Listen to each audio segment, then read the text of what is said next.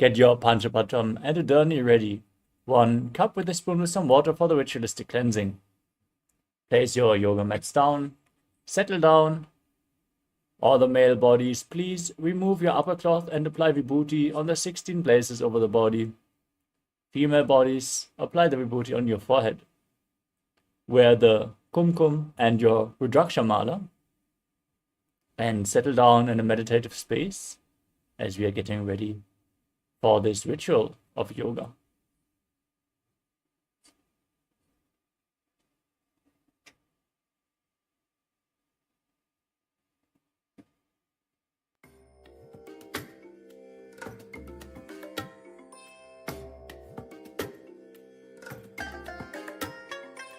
I bless you all.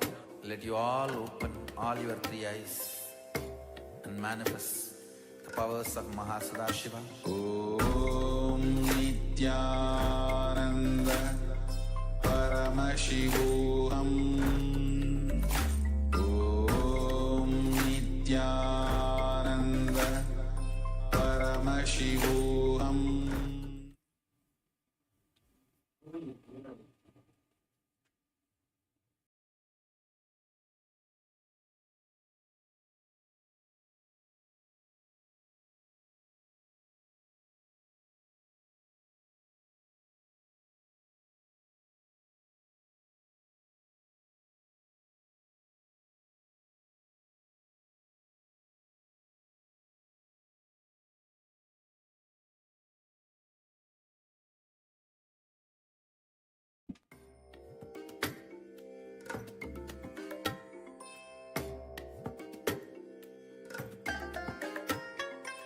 I bless you all. Let you all open all your 3 eyes and manifest the powers of Mahasadashiva. Om Nithyananda Paramashivam. Om Nithyananda Paramashivam. Om Nithyananda Paramashivam. Om Nithyananda Paramashivam. Om Nithyananda Paramashivam.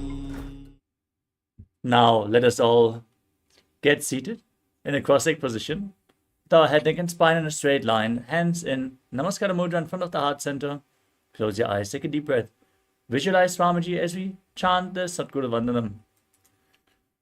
Nithyanandam Paramasukhadam Kevalam Jnanamurtim Dvandvatitam Gaganasadrisham Tattvamasyaadilaksham Ekam Nityam Vimalamachalam Sarvadhi Sakshibhutam Bhavatitam Trigunarahitam Sadgurum Tam Namami. Next, we will chant the Shiva Mula mantra. Om Ham Hum Shivaya Namaha 11 times. Please follow along internally.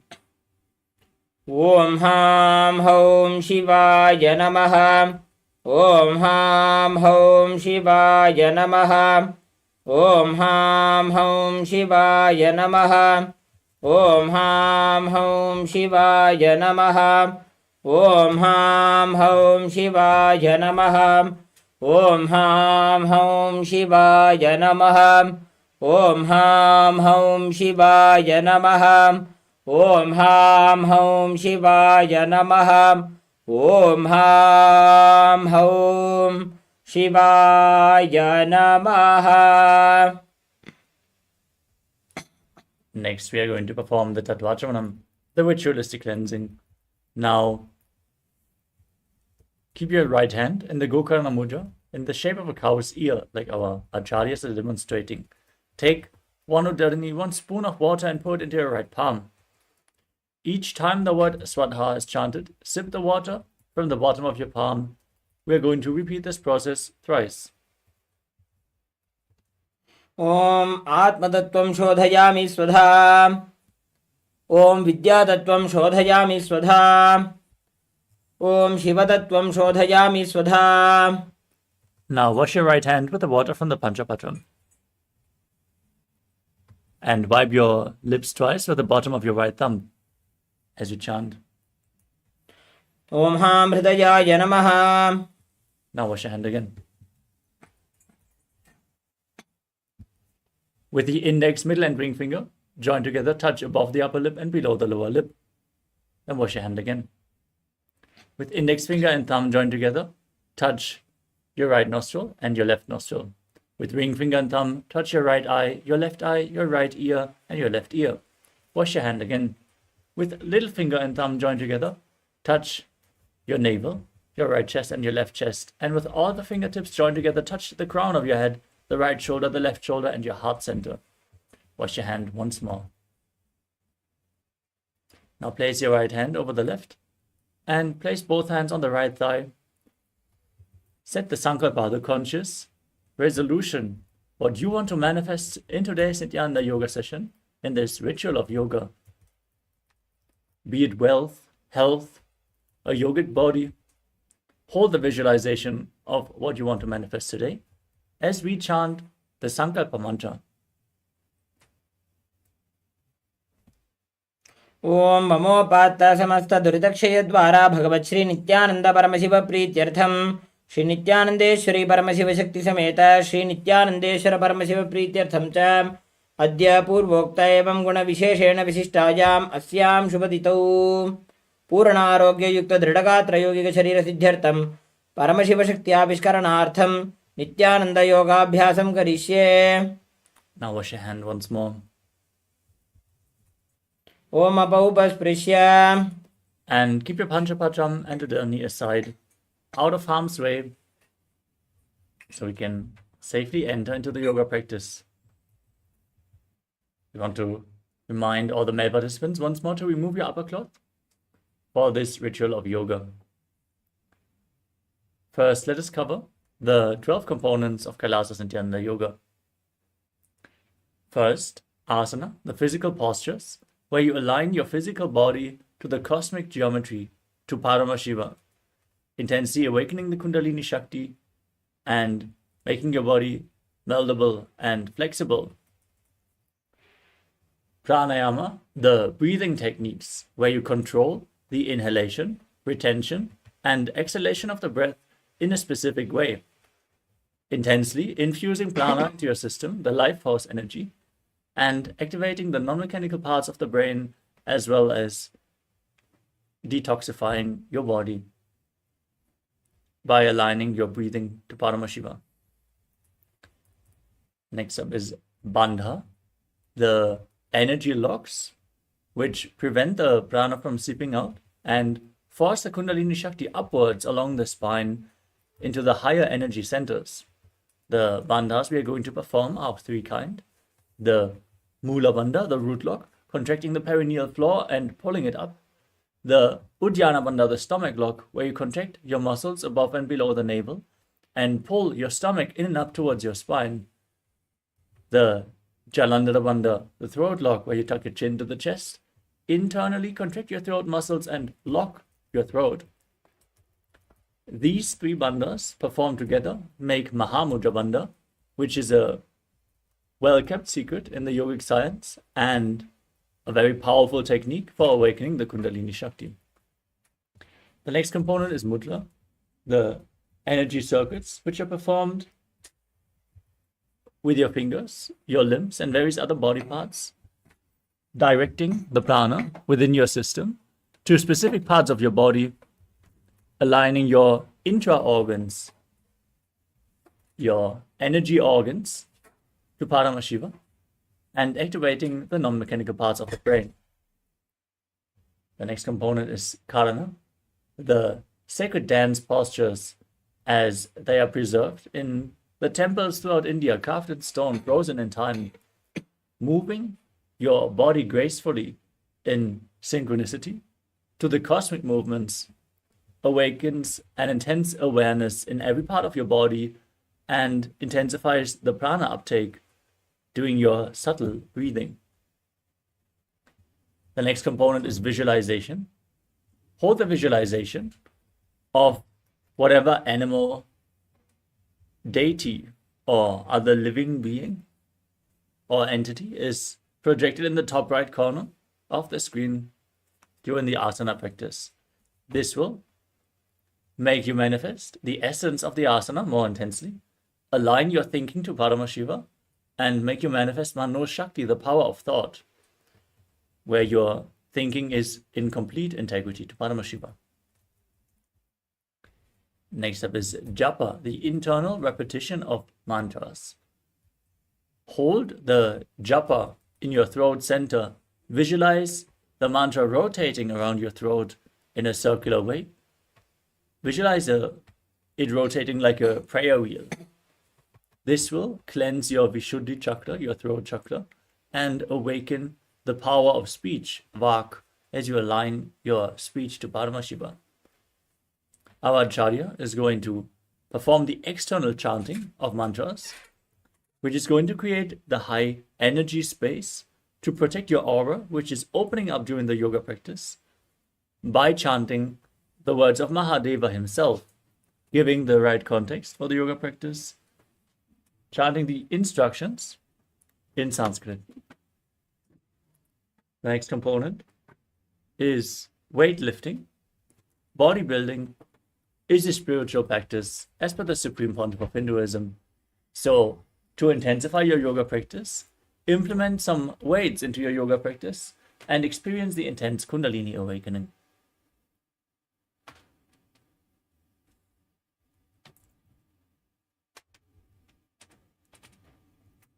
The next component is Avarana, the sacred Rudraksha jewelry, which is functioning like a spiritual battery. Once charged up, it'll hold the spiritual energy for a long time and hold your body in the high energy space. So you should always keep skin contact to Rudraksha beads, especially during the practice of yoga. The next component is mandala, the visual representation of gods and goddesses. In the background, you can see the Shri Yantra being projected, which is the visual representation of all the gods and goddesses, with all the triangles, the lines, and geometric figures. It is reflecting the macrocosmic energy into your microcosmos just by keeping a gentle gaze. A gaze like you would gaze at a rose, intense but subtle.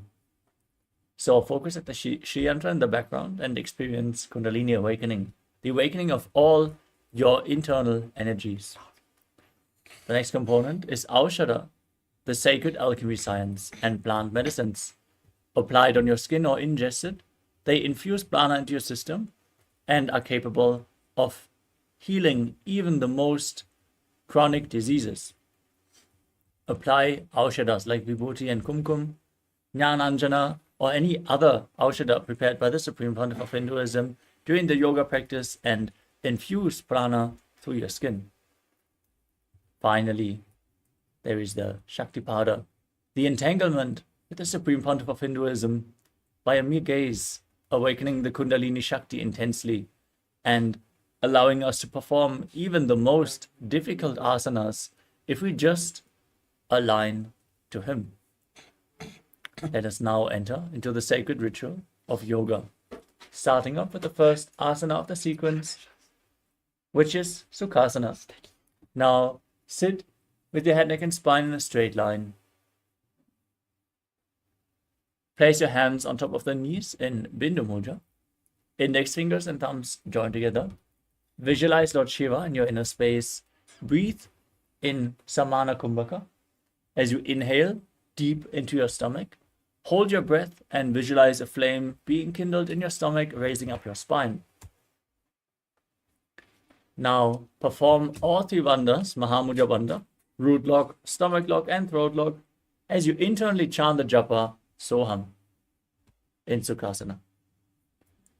Tatsukhasanamityuktam ashaktastatsamacharet asanam vijitam jena jitam tena jagatrayam.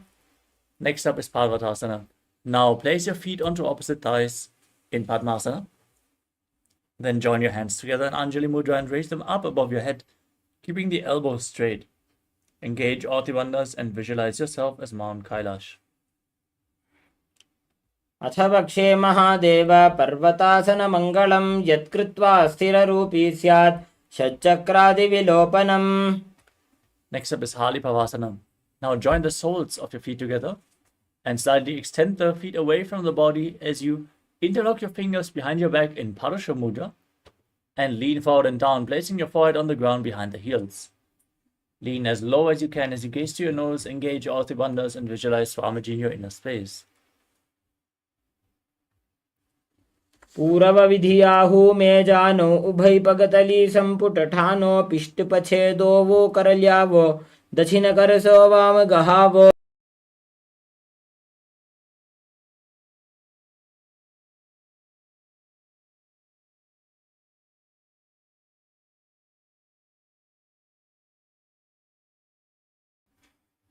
The next asana is Nagi Pavasana. From the same position, now extend your arms in front, cup your palms and place them on the ground in front of the feet as you place your head on the ground behind the heels. Gaze to your nose, engage all the bandhas and visualize yourself as a snake. पूरव विधि परि आगाने नीचौ हो we कहू निफनास्यो लगा जी हाथ आगाने धरती लगावे पसारी दो बू हाथ की अंजुली करे.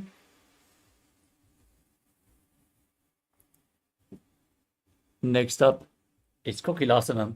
Now hold on to the big toes in Prana Mudra with index and middle fingers as you hold ring and little fingers with your thumb. Raise your legs forward and up, them straight, and then cross them into Padmasana.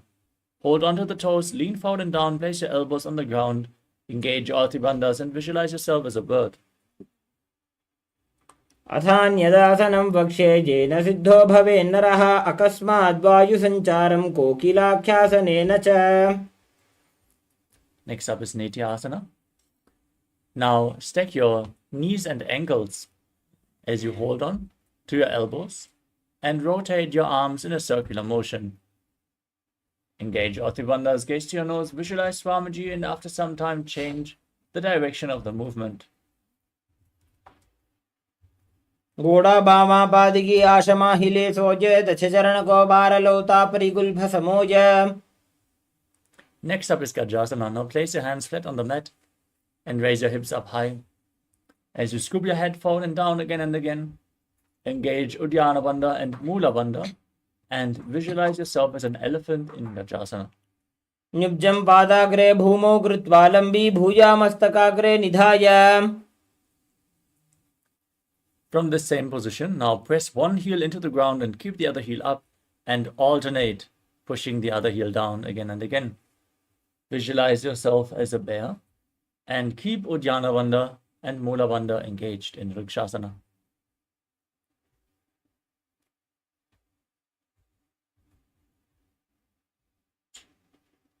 एकैकं पादमाकुञ्च्य गजासनं कुर्यात् वृक्षासनं भवति. Now raise up. Stand tall on the tips of the big toes if you can, and bring your hands to the heart center in Hridaya Mudra with index, middle and ring fingers joined together. Visualize Swamiji in your inner space and perform Uddiyana Bandha and Mula Bandha in Vaishyasana. केशेन पादयुगलं बद्ध्वा तिष्ठेत दोमुखः अथ वैश्यावक्षे यत्कृत्वा सत्यवान् भवेत्. Next up is Uddiyana Karana. Now stand in the Arimandi posture with the heels together, toes pointing outwards and your knees bent. Bring your hands to the chest and raise one knee up along the center of the body in a circular motion, following along with the respective hand. Repeat the movement on both sides again and again.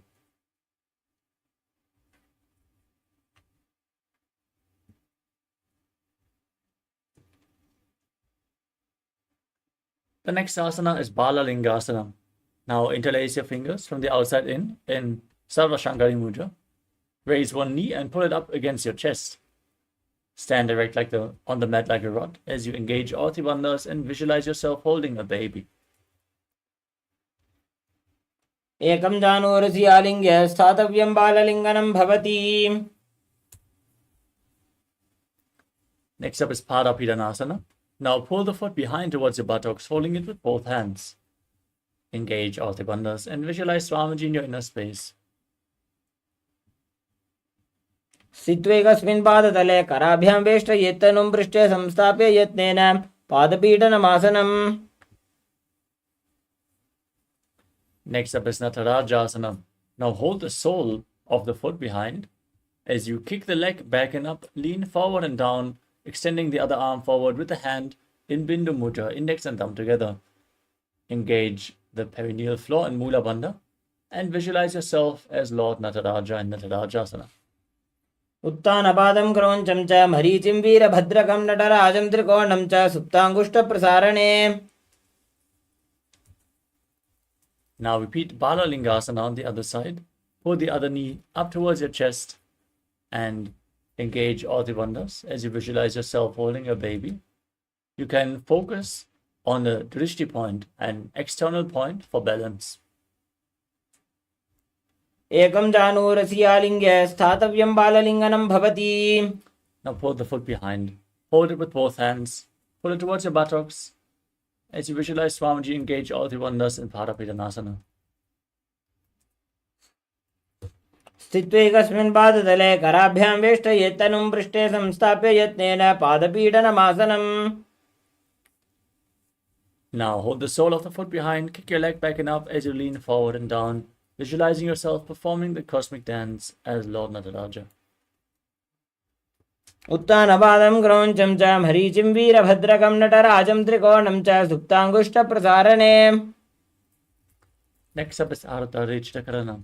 Now stand in Arimandi, heels together, toes pointing outwards, knees bent, arms at the chest. Then step the right foot behind the left and start swinging the right arm back and forth like a pendulum. Gracefully move your fingers one by one. Place the hand over your nose, uncross your ankles, and repeat the movement on the other side.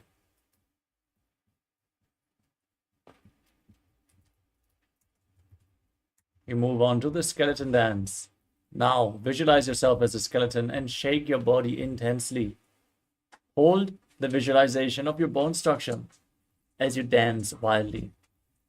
This will build integrity into your very bone marrow. Hold the visualization of your skeleton.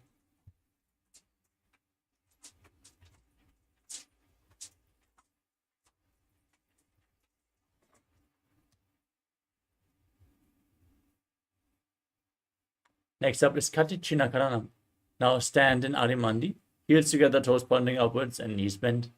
Cross your arms above your head and then turn to one side and open your arms wide. Cross them back to the center. Repeat the movement on both sides again and again. Follow along with your breath.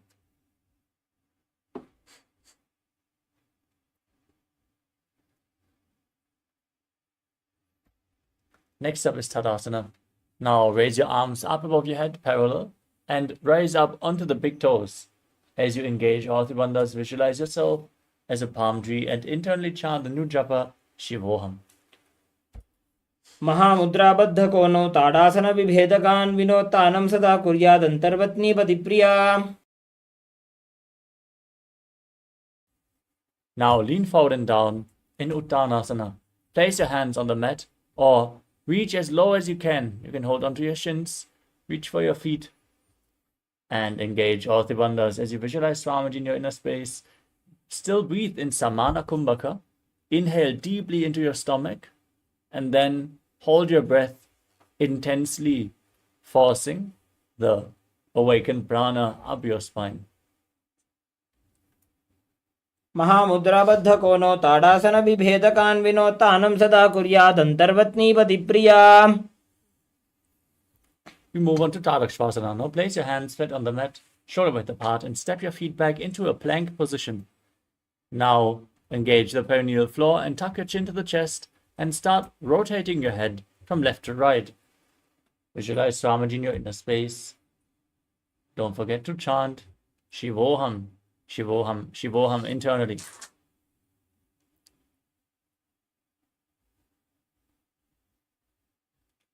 गजासनवस्थित्वा मस्तकं वारं वारं दक्षिणकुक्षिं दव्यकुक्षिं नजेत्.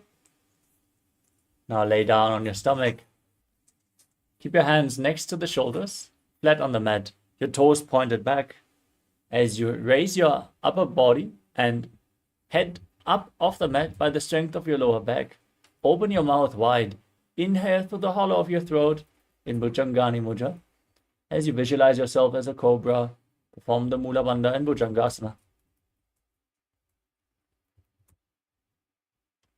अंगुष्ठनाभिपर्यन्तमधो भूमो विनिन्यसेत् कराभ्यां च धरां धृत्वा ऊर्ध्वशीर्षफणीवहि.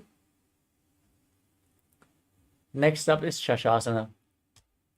Now push your body up back into the plank position and alternate, bringing one knee in towards your chest, back and forth. Visualize Swamiji in your inner space and breathe calmly through your nose in Sahajra Kumbhaka. Lead the prana along the spine and breathe independently from your body movements. गजासन संस्थितो जानुद्वयमाकुञ्च्य वारं वारं कर्तव्यं शशासनं भवति. Now step one foot in between the hands. Jump it back and bring the other foot to the front, alternating the position of your feet again and again as you visualize yourself as a chariot in Rathasana. गजासन संस्थितो एकैकं पादं पुरोमार्गेण भ्रामयित्वा कर्तव्यं रथासनं भवति. Next up is Virabhadrasana. Now keep one foot at the front and the other foot step far back. Keep the back toes facing sideways and bend your front knee at a 90-degree angle. Push your hips forward. Engage Uddiyana Bandha and Mula Bandha and raise your arms up parallel above your head. Gaze up towards your third eye as you visualize yourself as Lord Virabhadra and calmly breathe through your nose in Virabhadrasana. वासिष्ठमथ कौण्डिन्यमूर्धकुक्कुटमेव च अष्टावक्रमथोत्थानं मयूरं सेतुबन्धनम्.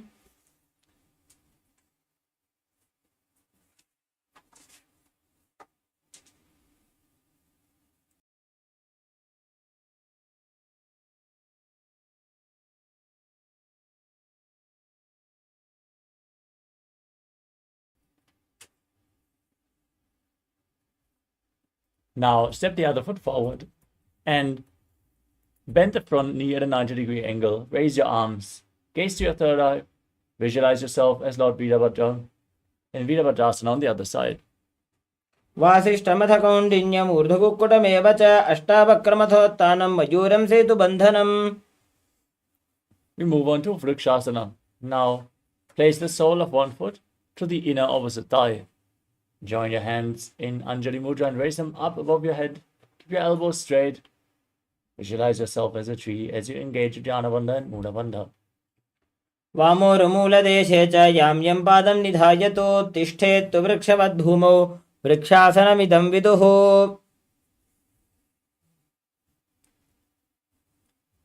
Next up is Garudasana. Now bring the raised foot to the opposite hip and join your hands in Namaskara Mudra in front of the heart center. Visualize yourself as Lord Garuda as you perform the Mula Bandha in Garudasana. गरुडासनमावक्षे येन ध्यानं स्थिरं भवेत् सर्वदोषाद् विनिर्मुक्तो भवतीह महाबली. Now repeat Vrikshasana, the tree posture on the other side. Raise the other sole of the foot towards the inner opposite thigh and raise your arms up above your head. In Anjali Mudra, visualizing yourself as a tree.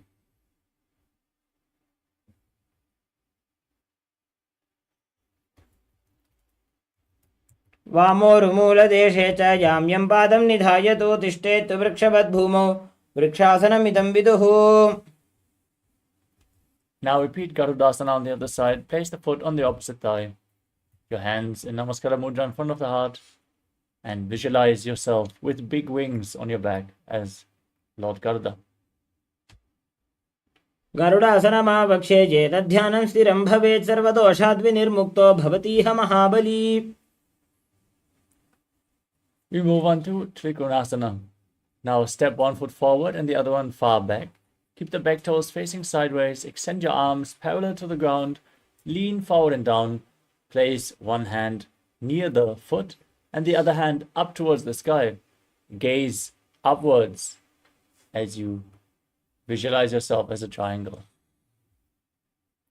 उत्तानपादं क्रौञ्चं च मरीचिं वीरभद्रकं नटराजं त्रिकोणं च सुप्ताङ्गुष्ठप्रसारणे.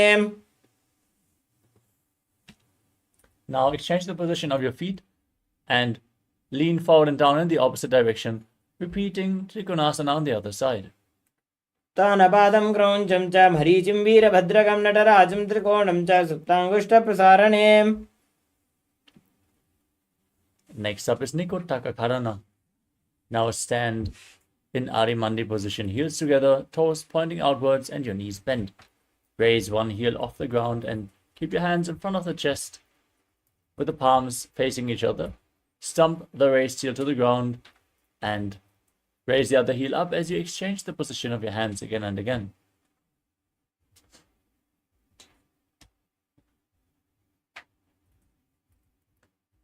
The next asana is Angushtasana. Now lower your body down and tuck your toes as you sit down on raised heels. Keep your knees off the ground, join together, and place your hands in Namaskara Mudra in front of the heart center. Visualize Swamiji in your inner space and start buzzing like a bee on the inhalation and exhalation in Brahmari Kumbhaka as you perform the Mula Bandha and internally chant the new japa Sada Shivoham in Angushtasana. कबन्धासनमित्याहुः गोरक्षासनमेव च अङ्गुष्ठमुष्टिकं ज्ञेयं ब्रह्मप्रासादितं तथा. Next up is Saurasana. Now extend one leg forward, heel down, toes pointing up. Keep your hands at the side with the palms facing forward in Vara Mudra. Visualize Swamiji in your inner space. Keep buzzing like a bee in Saurasana. प्रसार्यैकं पादतलं संस्थाप्य त्वेकपादकम्. In Vidunanasana, now lean forward and down and hold onto the big toe in Prana Mudra and the back heel with the other hand. Balance in this posture as you visualize Swamiji in your inner space. गुल्फस्थितो पादमेकं प्रसार्य तत्पादाग्रं संस्पृश्य तत्करेण. Now extend the other leg forward. Keep the hands at the side, fingers just touching the ground in Saurasana on the other side.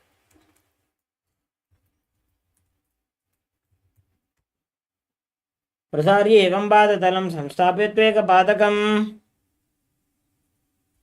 Now lean forward and down, hold onto the big toe and the back heel as you visualize Swamiji in Vidunanasana on the other side.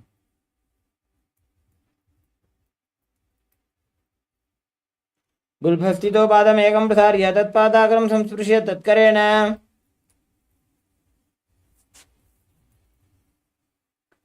The next asana is Brahma Drankushasana.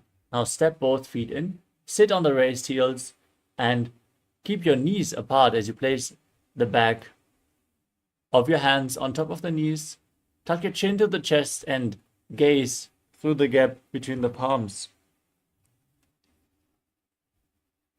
as you visualize Swamiji in your inner space. Still internally chant Sada Shivoham.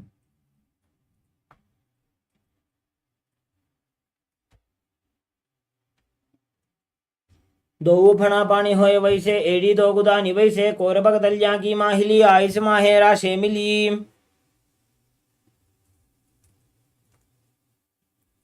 We move on to Kapilasana. Now place your knees on the ground and keep your hands on the thighs. Engage Uddiyana Bandha and Mula Bandha as you gaze to your nose and visualize yourself as Sage Kapila Muni, the founder of Mahanirvani Pita in Kapilasana. उभय पगतली समटहरावे तिनकी माहिली core मिलावे. Now maintain the same posture. Shift your gaze up to the third eye. Perform Mula Bandha and visualize Swamiji in your inner space in Bhadragurakasana. दो पगतली संपट करे core बारली भू परिधरे. Next up is Suryasana. Now keep the toes tucked, join the soles of the feet together and bring your knees wide apart. Join your thumbs and little fingers and open up your palms, resembling a lotus flower in Padma Mudra as you raise your arms up above your head and then gaze through the gap between the palms, visualizing Lord Surya in your inner space and engaging Uddiyana Bandha and Mula Bandha in Suryasana. एड़ी दो गुदा तरियाणे फना पानी बैठक पुनिठाने गोड़ा जंगा अधर करी रहे आड़े वाम इसी विधि गहे. Next up is Mandukasana. As you place your knees on the ground, place the top of your feet flat and sit on the heels. Place your hands on the knees. Visualize yourself as a frog and press your tongue up against the palate of your mouth in Manduki Mudra. As you gaze to your third eye, breathe through your nose in Sahaja Kumbhaka and perform the Mula Bandha in Mandukasana. पादतलौ पृष्ठदेशे अङ्गुष्ठे द्वे च संस्पृशे जानुयुग्मं पुरस्कृत्य साधयेन्मण्डुकासनम्. Next up is Uttana Mandukasana. Now, maintain the same sitting posture. Bring your hands behind your back and hold onto opposite shoulders with your hands. As you gaze up to your third eye, visualize yourself as a frog. Keep your tongue in Manduki Mudra and engage Uddiyana Bandha and Mula Bandha in Uttana Mandukasana. मण्डुकासन मध्यस्थं कुर्पराभ्यां धृतं शिरः एतद्भेकवदुत्थानम् एतदुत्थानमण्डुकम्. Next up is Simhasana. Now cross your feet and sit on your ankles. As you keep your hands on the knees, gaze to your nose, stick your tongue out and exhale forcefully again and again as you visualize yourself as a lion in Simhasana. दक्षिणं सव्यगुल्फेन दक्षिणेन ततेतरं हस्तौश्च जान्मौ संस्थाप्य स्वाङ्गुलिश्च प्रसार्य च. Next up is Padrasana. Now bring the soles of the feet together, the toes pointing backwards and your knees open wide as you sit on your heels.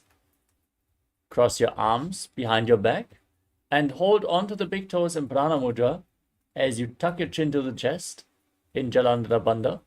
Contract the perineal floor in Mula Bandha. Gaze to the tip of your nose, visualize Swamiji and return to buzzing like a bee on the inhalation and exhalation in Brahmari Kumbhaka as you perform Padrasana. गुल्भौ च प्रशनस्याधो व्युत्कर्मेण समाहितः पादाङ्गुष्टौ कराभ्यां च धृत्वा च पृष्ठदेशतः. Next up is Kakabhushandi Asana. Now place your feet flat and keep your knees open wide as you bring your arms in and around the raised knees and interlock your fingers behind your back in Parashakti Mudra. If you can't reach your fingers, just reach as far as you can. Gaze to your nose and visualize yourself as a crow as you perform the Mula Bandha. प्रथमे वेशकौकटठाने द्वौ हातपगौमी च आने. Now place your arms flat on the ground in front of you and bring your knees onto your arms towards your armpits. Lean forward and down as you find balance and lift your feet off the mat. Visualize Swamiji. Keep buzzing like a bee in Kanipavasana. आसन को गुण आशीदिष्टा होई तो आची होई. The next asana is Kapali Asana. From the same posture, with your hands flat on the mat, the knees on your arms, lean forward, place your head on the mat. Find balance and then lift your legs up straight into a headstand posture. You can lean against a wall or ask a partner to aid you in the performance of this asana. As you gaze to your nose, visualize Swamiji in your inner space and perform the Mula Bandha. शीशा धरती टेकी भगदो वो मिली बाऊ चाकू करे. Gently lower your body back down. From a squatting posture, place your hands on the mat in front of you and then twist your body to one side as you align your elbows with one knee and one hip. Lean onto your elbows and extend your legs to the side as you balance on your arms. Gaze up towards your third eye. Visualize yourself as a peacock. Breathe in Rechaka Kumbhaka. Exhale all the way and hold your breath in Parshvamayurasana. मयूरं दण्डवत् कुर्यान् मायूरं दण्डनामकं कुर्यान् मायूरं पार्श्वाभ्यां मायूरपार्श्वनामकम्. Now twist your body in the opposite direction. Balance on your arms. Gaze to your third eye. Visualize yourself as a peacock and exhale deeply again and again as you repeat Parshvamayurasana on the other side. मयूरं दण्डवत् कुर्यान् माजूरं दण्डनामकं कुर्यान् माजूरं पार्श्वाभ्यां माजूरपार्श्वनामकम्. Now, place your hands flat on the mat and step your feet back into a plank position. And then step one foot outside and in between the two hands. Push your hips forward, engage the Mula Bandha. Gaze up towards your third eye. Visualize yourself as Lord Kala Bhairava in Bhairaganathasana. आसन को गुण पीति जाई. Step the front foot back. Bring the other foot outside the shoulder in between the hands. Gaze to your third eye. Visualize Lord Kala Bhairava as you repeat Bhairaganathasana on the other side. आसन को गुण पीति जाई. Next up is Unmukha Pitasana. From Tarakshvasana, the plank position, place your forearms on the ground. Keep your hips high. Walk your feet forward and raise your hips even more. As you gaze up towards your third eye, raise your head. As you visualize Swamiji in your inner space and perform the Mula Bandha.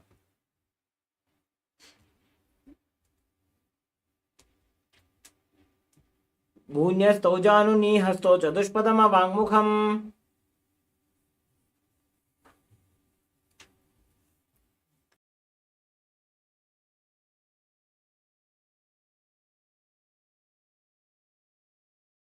Next up is Vashishtasana. With your hands flat, now rotate your body in the plank position as you raise one arm up towards the sky. Keep your core engaged, your body straight like a rod as you gaze up and visualize Sage Vashishta in Vashishtasana. ऊर्ध्वकुक्कुट Vasishtha मरीचिहल मत्स्यकम्बरिवृत्तिं चोदरस्य विविधं धनुरासनम्. Now exchange the position of your hands, place the other hand on the ground, raise the other arm, repeating Vashishtasana on the other side. ऊर्ध्वकुक्कुट Vasishtha मरीचिहल मत्स्यकम्बरिवृत्तिं चोदरस्य विविधं धनुरासनम्. Place your hand back down, jump your feet forward, and extend your legs straight as you place your palms underneath the buttocks with the palms facing up. Gaze to your nose, exhale deeply, lock your throat to the chest, engage the Mula Bandha, and visualize yourself as Lord Hanuman as you internally chant the new japa Mahasadashivoham in Anjani Asana. दोऊ करगी उभय हथेली कोरबारिली मैले भेली सो आगाने भूपरिदाशे महाने अंगुली मिली राशे. We move on to Paschimottanasana. Now, with your legs extended forward, lean forward and down and hold on to the big toes in Prana Mudra. Reach for your feet as low as you can. Bring your head down towards the knees as you engage all three bandhas, Mahamudra Bandha, and visualize Swamiji in your inner space. जानो परिरलाटन्तो पश्चिमं तानमुच्यते येन केन प्रकारेण सुखं धार्यं च जायते. Next up is Ugrasana. As you maintain your legs extended forward, interlock your fingers behind your neck.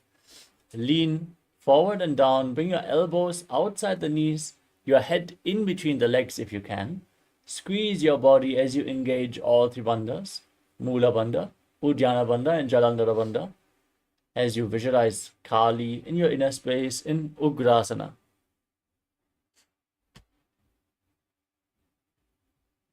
स्वबाणिभ्यां दृढं धृत्वा जानोपरि शिरन्यसेत् आसनोग्रमिदं प्रोक्तं भवेदनिलदीपनम्. Next up is Marichi Asana. Now step one foot in towards the perineum. Keep the knee raised. Lean forward and down. Bring the arm in and around the raised knee as you interlock your fingers behind your back and bring your head as close to the knee as possible as you engage the Mula Bandha and visualize yourself as Sage Marichi. उत्तानपादं क्रौञ्चं च मरीचिं वीरभद्रकं नटराजं त्रिकोणं च सुप्ताङ्गुष्ठप्रसारणे. From this posture, now drop the raised knee to the side. Keep the heel against the perineum and lean forward and down, holding onto the front foot with both hands. Gaze to your nose. Exhale. Engage all three bandhas, Mahamudra Bandha, as you visualize Swamiji in your inner space in Mahamudrasana.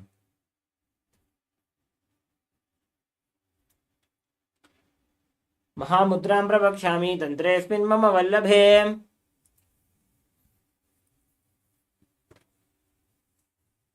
Now, exchange the position of your feet. Bring the other heel against your perineum.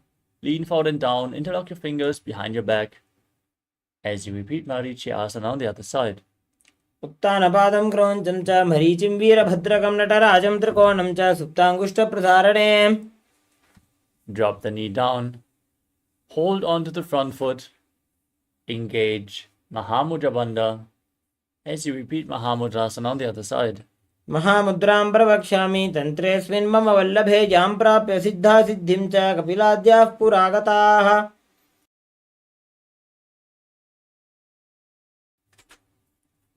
Now sit with the soles of the feet together in front.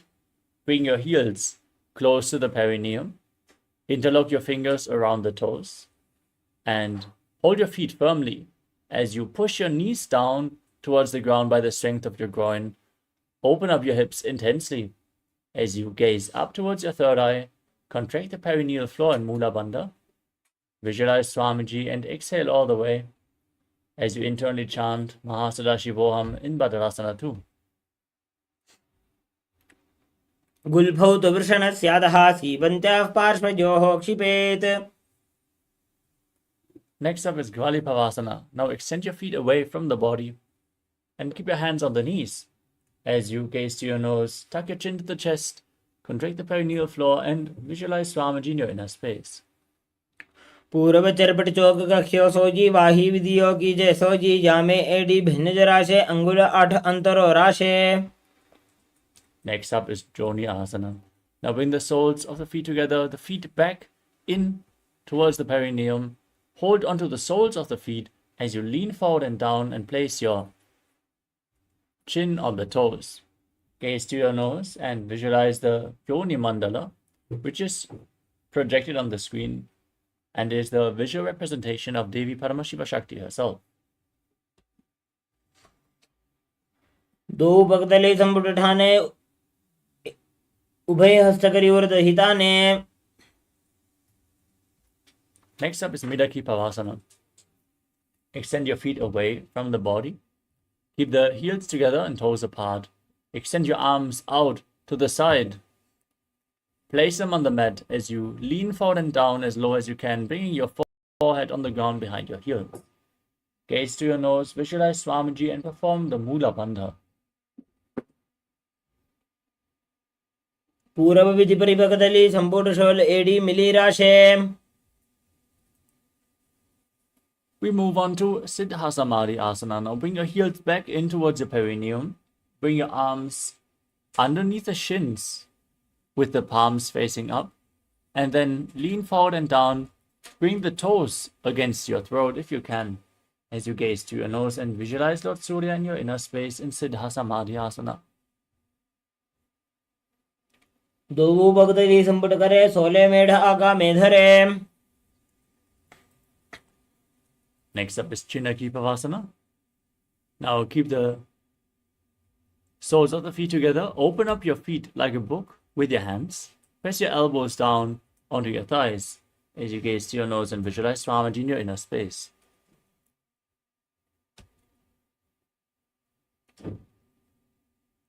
दो पगा की AD धरती मगिवा मेढ़ लगावे.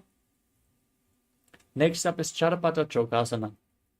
Now bring the soles of the feet together, heels against your perineum, and place your hands on your knees, gently pressing the knees down towards the ground.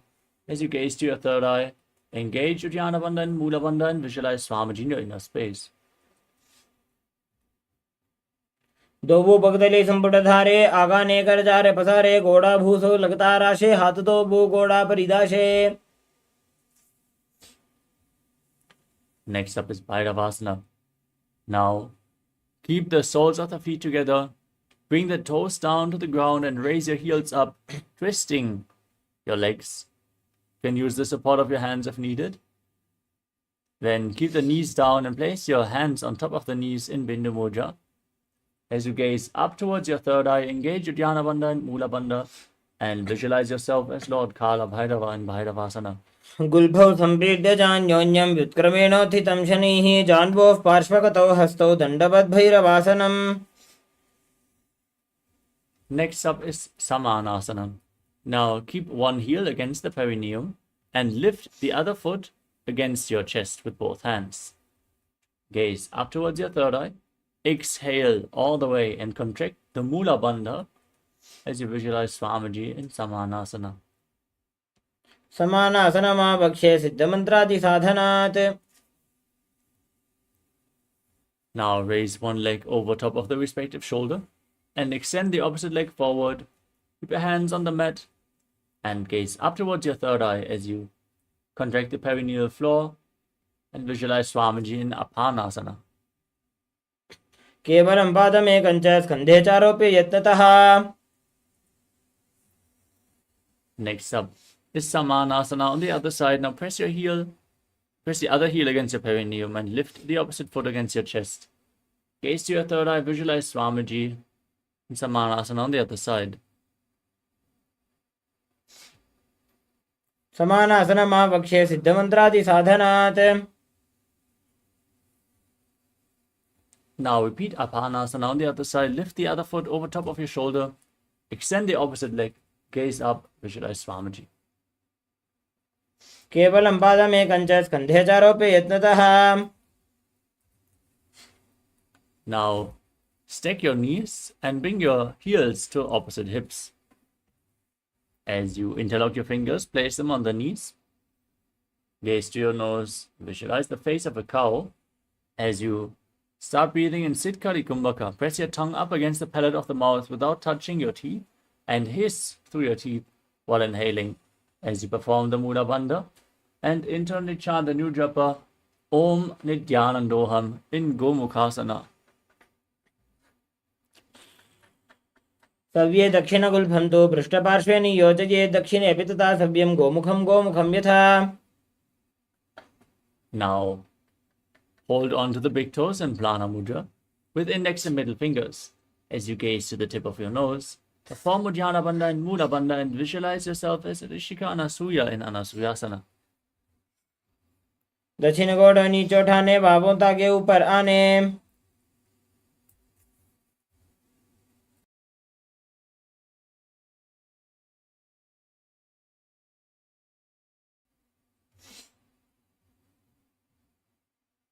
Now interlock your fingers behind your back and lean forward and down.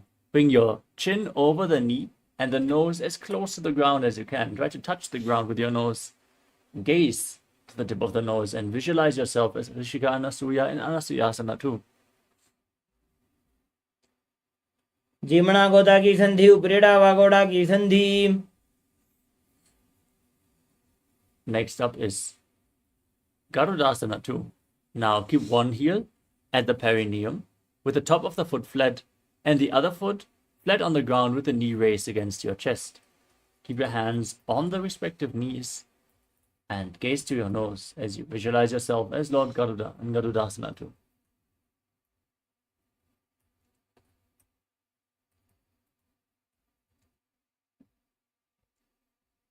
डाबोपक मोड़ी AD माहिलो गुल्फमूलद्वारनी चैदे. Now sit down on the heel of the foot which is flat on the ground. Interlock your fingers behind your neck and twist your elbows outside of the raised knee as you gaze up towards your third eye. Contract the perineal floor and visualize yourself as Sage Narada in Naradasana as you internally chant Om Nithyanandoham again and again. पिष्टि जो वाम पगदली केरी भूपरिता ही लगावे फेरी. The next asana is Matsya Pitakasana. Now place one foot on top of the opposite thigh and keep the other knee raised as you hold on to the big toe and the shin of that leg. Gaze to your nose and visualize Matsya, the fish avatar of Lord Vishnu in Matsya Pitakasana. वामेन वामाङ्गुष्ठन्तो गृहीतं मध्यपीठकम्. Now repeat Gomukhasana, the cow face posture on the other side. As you stack your knees, interlock your fingers, place them on top of the knees. Gaze to your nose. Visualize the face of a cow. सव्ये दक्षिणगुल्फं तु पृष्ठपार्श्वे नियोजयेत्. Next up is Anasuyasana on the other side. Interlock your fingers around the big toes and Engage Uddiyana Bandha and Mula Bandha, visualizing yourself as Rishika Anasuya. दक्षिण को नीचे उठाने बाबों ताके ऊपर आने. Hold the visualization, interlock your fingers behind and lean forward and down. Touch your nose to the ground in Anasuyasana too. जीमणा गोदा की संधि उपरिडा व गोड़ा की संधि. Now, set the other heel against the perineum. Keep the knee raised. Hold onto respective knees with your hands as you visualize yourself as Lord Garuda in Garudasana too.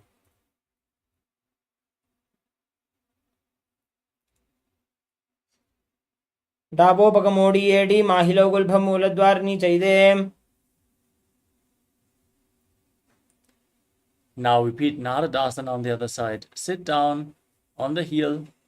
Interlock your fingers behind your neck. Twist your elbows outside the raised knee. And visualize yourself as Sage Narada. पिष्टि जुवाम पगदली केरी भूपरी ताही लगा वे फेरी. Now, place your foot onto the opposite thigh. Hold onto the shin and the big toe. As you gaze to your nose, visualize Matsya, the Vishnavata of Lord Vishnu, as you repeat Matsya Pitakasana on the other side. वामे न वामांगुष्टन्तो गृहीतं मत्स्य पीठकम्. Now, we'll enter into Matsya Indrasana. Extend your legs and then place one foot onto the opposite thigh. Raise the other knee. Keep the foot flat and twist your elbow outside of the raised knee. In the raised hand towards your head and place the other hand on the ground behind you. Gaze up towards your third eye as you visualize Sage Matsyendranath, the master of Hatha Yoga.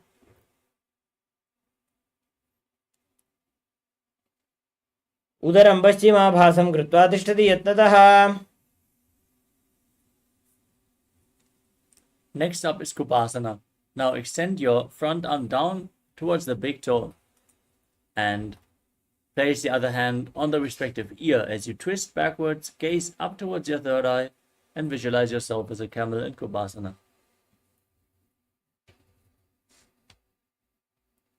आसन को गुण झोलो जाए.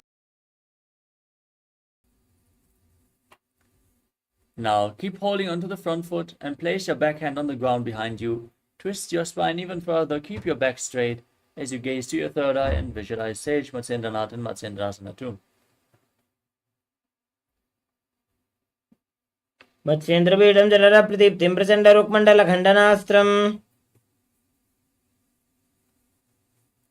Now extend your legs and place the other foot onto the opposite thigh. Raise the knee, twist your elbow outside the knee. Hold your face and place the other hand on the ground behind you. Repeat Matsyendrasana on the other side.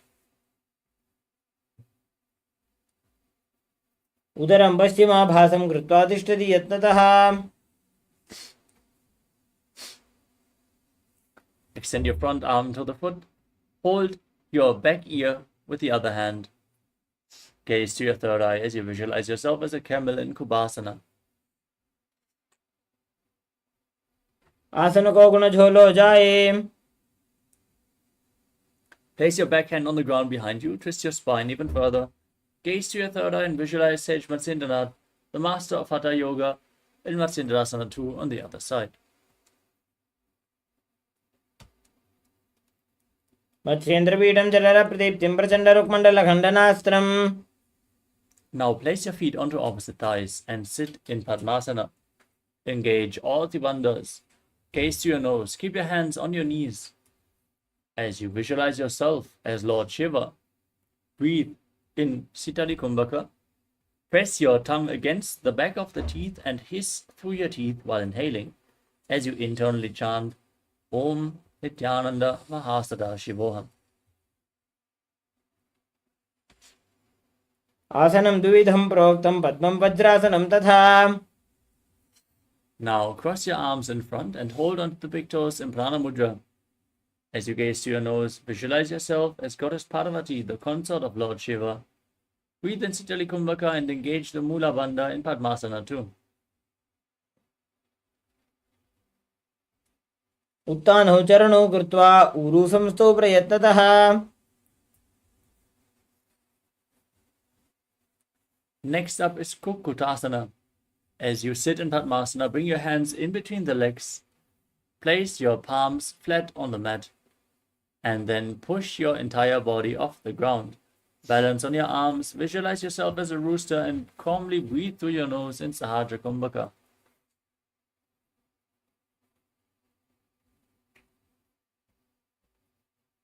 पद्मासनं सुसंस्थाप्य नान्वोरोरन्तरे करौ.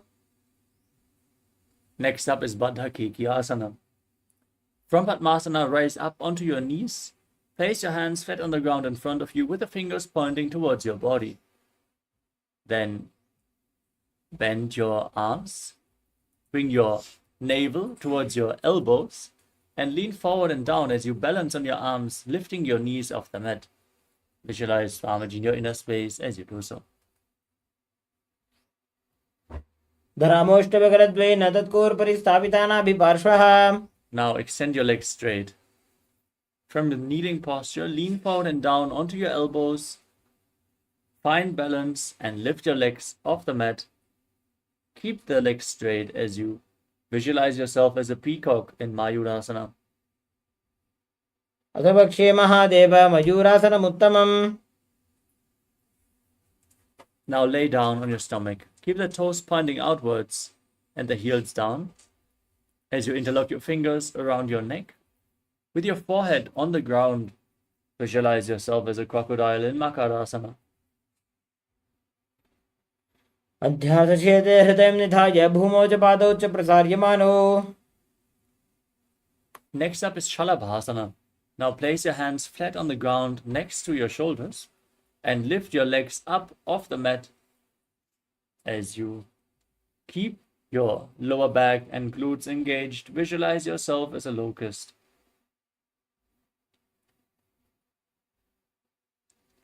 अध्यासचेते करयुग्मवक्षं भूमिवष्टभकरयोस्तलाभ्याम्. Now bend your knees and hold onto your feet as you pull them outside the hip with your hands. Visualize yourself as a camel in Ushtrasana. अध्यासचेते पदयुग्मव्यस्तं पृष्ठे निधायापि धृतं कराभ्याम्. Now kick your legs back and up and raise your chest up as you gaze to your third eye and visualize yourself as Lord Shiva's bow in Dhanurasana. प्रसार्य पादौ भुजदण्डरूपौ करौ च पृष्ठे धृतपादयुग्मम्. Now sit up in a kneeling posture with your heels outside the hips, the toes touching behind your back. Keep your hands on the knees, visualize Swamiji and internally chant Om Nithyananda Paramashivam in Bhagasana. उल्टा मोड़ी पावदो वैसे बहुरो जुगति करे एक ऐसे. Now place your forearms on the mat, interlock your fingers, and then place your head on the ground, supporting it with your hands. Walk your feet forward and raise your hips. Lift your feet off the mat and pull your knees in close towards your chest. Squeeze your body into a ball as you gaze to the nose and visualize Swamiji in Gohyasana. दो हाथ की कहुनी जोजी पुनः कलाई जाने दो जी. From Gohyasana, now extend your legs up straight into Shirshasana. Gaze to your nose and visualize Swamiji in your inner space as you breathe calmly through your nose. विपरीतं मण्डलं च द्विधैव विदितं हिनः. Gently lower your legs down. Come to a seated posture. Extend your legs out in front. And get ready for a sequence of intense, rapid exhalations and ab engagement as we are going to start breathing in Bhastika Kumbhaka, which is exhaling again and again as you contract your navel. Don't inhale, just push the air out. Your body will naturally let the air flow back in. Then hold your calves and raise your legs in front as you visualize Swamiji in your inner space in Bodhyasana. दो हाथ पग बाहर आने घोड़ा तरे काकसी ठाने. Now hold on to opposite shoulders behind your back as you keep your legs raised.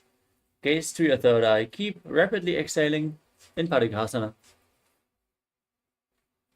उत्तानशयनं कृत्वा पादौ मिलित्वा प्रसार्य. Now extend your arms out in front